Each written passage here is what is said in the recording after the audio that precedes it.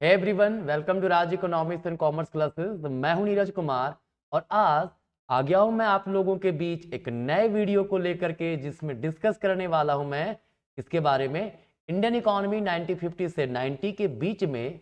और टॉपिक हमारा है रिफॉर्म्स इन इंडियन एग्रीकल्चर। ठीक है, क्या है कि जैसा कि आपको पता है, आफ्टर इंडिपेंडेंस है ना, एग्रीकल्चर का हालात बहुत अच्छा नहीं था। तो आखिर क्या क्या स्ट्रैटेजी अपनाया गया, कैसे कैसे इंडियन एग्रीकल्चर में रिफॉर्म आया, है ना। इसको रिफॉर्म्स इन इंडियन एग्रीकल्चर बोलेंगे या फिर अग्रेरियन रिफॉर्म बोलेंगे। क्लियर? तो चलिए अब हम लोग देखते हैं आज रिफॉर्म्स इन इंडियन एग्रीकल्चर के बारे में।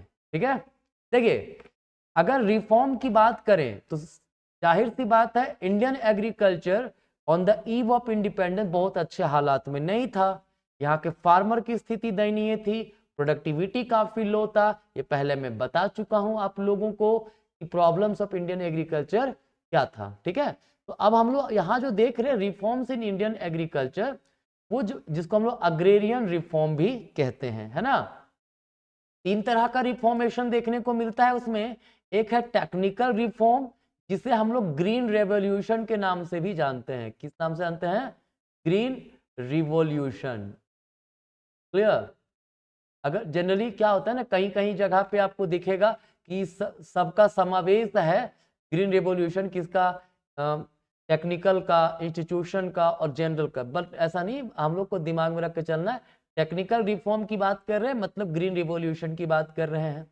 इसके अलावा इंस्टीट्यूशनल रिफॉर्म किया गया, जिसे लैंड रिफॉर्म भी कहते हैं हम लोग, है ना। एक हुआ जनरल रिफॉर्म, और भी कुछ कुछ रिफॉर्मेशन लाया गया। ठीक है, तो आखिर क्या था ये हमारा टेक्निकल रिफॉर्म्स पूरा, क्या था हमारा इंस्टीट्यूशनल रिफॉर्म, क्या है हमारा जनरल रिफॉर्म, इन सब के बारे में वन बाय वन हम लोग डिस्कस करेंगे। क्लियर? अगर हम बात करें सबसे पहला टेक्निकल रिफॉर्म्स की, दैट इज ग्रीन रेवोल्यूशन का, तो जैसा कि आपको पता है, नॉर्मन बारलोग है ना, फादर ऑफ ग्रीन रेवोल्यूशन कहते हैं। और एम स्वामीनाथन जो है वो इंडिया में ग्रीन रेवोल्यूशन के जनक माने जाते हैं, father of green revolution in India. Clear? तो ग्रीन रेवोल्यूशन में क्या क्या बातें कही गई? यूज ऑफ HYV सीड्स, मतलब हाई यील्डिंग वैरायटी, है ना। ऐसे सीड्स जो हाई यील्ड वैरायटीज के किस्म के हो, उसका यूज हो, क्योंकि उसकी प्रोडक्टिविटी बेहतर होती है ना। यूज ऑफ केमिकल फर्टिलाइजर्स, है ना, प्रोडक्टिविटी इंप्रूव करने के लिए केमिकल फर्टिलाइजर्स का यूज किया जाए, है ना। Use of insecticide and pesticide for crop protection, मतलब क्या था ना कि कीटनाशक दवाइयां जो होती है, जैसे फसल में थोड़ा भी मतलब कीड़ा वगैरह पड़ गया तो फसल बर्बाद हो जाता था, उसके लिए ये प्रावधान कि इंसेक्टिसाइड का यूज किया जाए, पेस्टिसाइड्स का यूज किया जाए। साइंटिफिक फार्म मैनेजमेंट, मतलब जो आप मैनेजमेंट होगा वो साइंटिफिक रूप से होगा, है ना। मैनेजमेंट जो काफी साइंटिफिक तरीके से प्रोडक्शन किया जाए, एग्रीकल्चर वर्क किया जाए, मतलब सॉइल टेस्टिंग हो, है ना, सही से सीड्स वगैरह भी बेहतर तरीके का यूज किया जाए, है ना।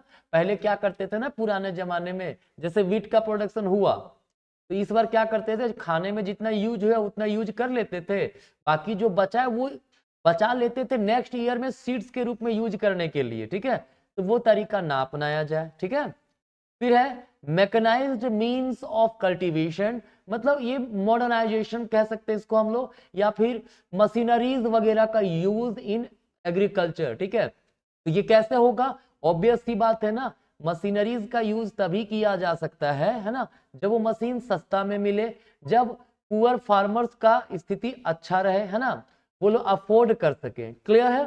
तो ये हमारा जो है टेक्निकल रिफॉर्म अर्थात ग्रीन रेवोल्यूशन के अंतर्गत ये काम जो है वो किया गया।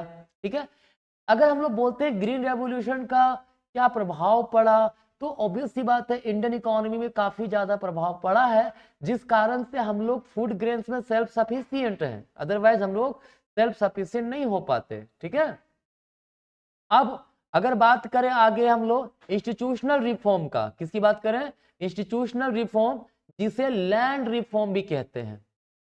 ठीक है, इसमें क्या किया गया भाई?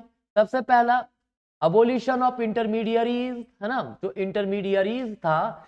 देखिए, गवर्नमेंट और जो फार्मर्स थे उसके बीच में इंटरमीडियरी कौन था? जमींदार। तो अब अबोलिशन ऑफ इंटरमीडियरीज कहें या फिर अबोलिशन ऑफ जमींदारी सिस्टम कहें, एक ही चीज है। जमींदार क्या करते थे? काफी हाई रेंट वसूलते थे, है ना। जितना वो वसूल सकते थे फार्मर की स्थिति इससे काफी खराब हो जाती थी। क्लियर? तो उसे हटाना जरूरी था और जमींदारी प्रथा जो इंडिया में था उसे रिमूव किया गया। ये इंस्टीट्यूशनल रिफॉर्म के अंतर्गत आएगा। रेगुलेशन ऑफ रेंट, है ना। पहले क्या बोला मैंने? जमींदार जब रेंट वसूलता, जितना वसूल सके उतना वसूलता था।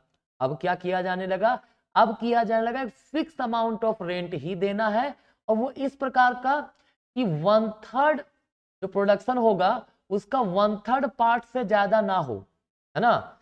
जो जितना भी प्रोडक्शन होगा, ठीक है, उसका 1/3 से ज्यादा रेंट में ना जाए। क्लियर? फिर क्या था? Consolidation of holding. तो भाई कंसोलिडेशन का क्या मतलब होता है? इसका सिंपल सी मतलब होता है कि allot land to farmer at one place as a replacement for he scattered holding, है ना। समझिएगा, जैसे मैंने बताया था पहले, है ना, कि एक होल्डिंग हमारा यहाँ पे है, एक होल्डिंग यहाँ पे, एक जमीन का एक टुकड़ा इधर है, ठीक है। तो ऐसे समय में ना मैनेजमेंट करना काफी मुश्किल होता था, मैनेजमेंट में काफी कॉस्ट लग जाता था। तो क्यों ना ऐसा किया जाए कि एक ही जगह पर, है ना, रिप्लेस कर दिया जाए। यहाँ पे किसी दूसरे का लैंड होगा और भी किसी दूसरे का लैंड होगा, ठीक है। तो आपस में उन लोग को रिप्लेस करके, जैसे ये ए व्यक्ति का था, ये बी व्यक्ति का था, यहाँ पे भी ये ए व्यक्ति का है तो ये बी व्यक्ति का है।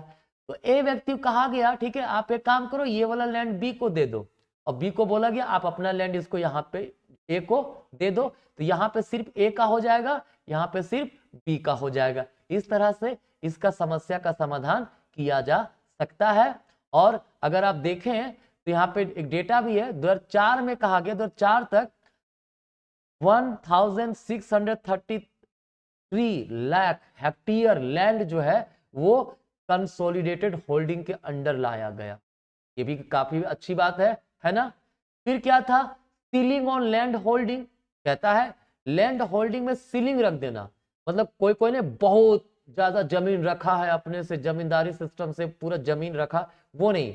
अब कल्टीवेबल एंड लैंड होल्डिंग जो होगा, मतलब एक इंडिविजुअल, एक फैमिली कितना रख सकता है, उस पर सीलिंग लगा दिया गया, लिमिटेशन लगा दिया गया।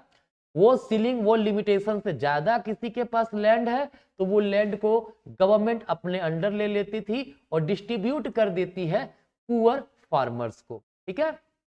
इसके अलावा कोऑपरेटिव फार्मिंग, मतलब अब फार्मिंग जो हो रहा था, एग्रीकल्चरल वर्क हो रहा था, इसमें ये कहा गया, ठीक है, कि बार्गेनिंग का पावर दिया जाए। क्लियर?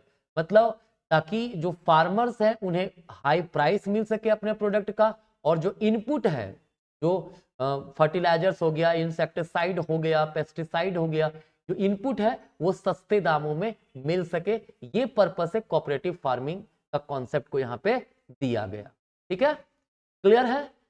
अब आगे आते हैं जनरल रिफॉर्म्स की ओर। तो जनरल रिफॉर्म में अगर सबसे पहला बात किया जाए तो इरिगेशन फैसिलिटीज को इंप्रूव किया गया। मैंने पहले ही बताया था आपको, है ना, क्या बताया था कि इंडिया का जो फार्मर्स हैं वो मेनली किस पे डिपेंड करते थे? रेनफॉल पे। बारिश हुआ तो प्रोडक्शन होगा, नहीं तो नहीं हुआ, ठीक है।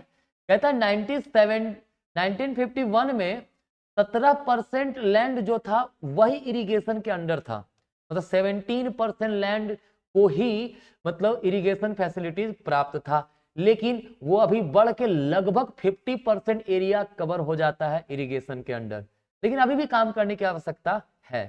क्लियर है?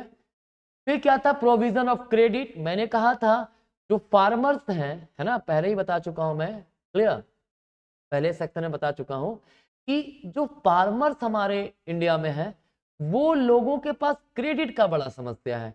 फार्मर पुअर है, इनकम लो है, सेविंग नहीं कर पाते हैं, तो सीड्स वगैरह खरीदने में, पेस्टिसाइड वगैरह खरीदने में, केमिकल्स खरीदने में उन्हें लोन लेना पड़ता था। किससे? लैंडलॉर्ड से, मनी लेंडर से, है ना, महाजन से। ये सब लूट लेते थे, काफी ज्यादा रेट ऑफ इंटरेस्ट चार्ज करते थे, ठीक है।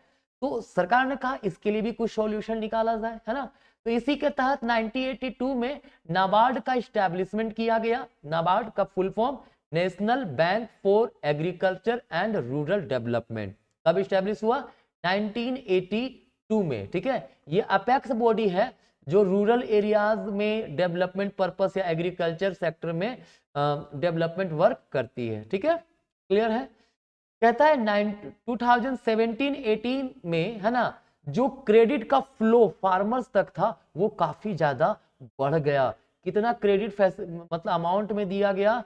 ₹1179, इसको लिख दे रहा हूं सही से, है ना, ₹11,79,425, ठीक है, 11,79,425 करोड़, ठीक है। इतना अमाउंट का क्रेडिट फैसिलिटीज फार्मर्स को दिया गया। कब दिया गया? कब तक? 2017-18 तक, क्लियर है।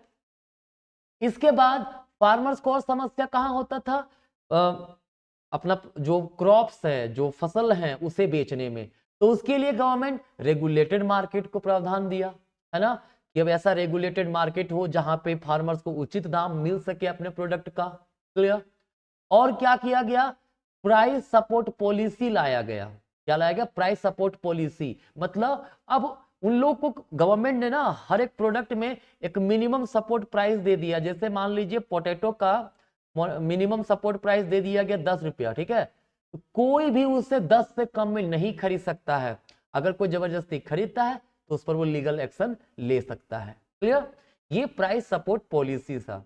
तो ये सारे जो चीजें था, ये सब चीजें किसमें आ गया हमारा? ये सारी चीजें हमारा आ रहा है इसमें रिफॉर्म्स इन इंडियन एग्रीकल्चर में, क्लियर है। अब अगर हम बात करें आगे का सेक्शन, मतलब क्या अचीवमेंट मिला इन रिफॉर्म्स का, दैट इज ग्रीन रेवोल्यूशन का क्या अचीवमेंट मिला, क्या लिमिटेशन रह गया, क्या मतलब कहां फेल हुआ ग्रीन रेवोल्यूशन, इसके बारे में चर्चा मैं नेक्स्ट वीडियो में करूंगा। तो अभी के लिए यहीं तक, मिलते हैं नेक्स्ट क्लास में, धन्यवाद।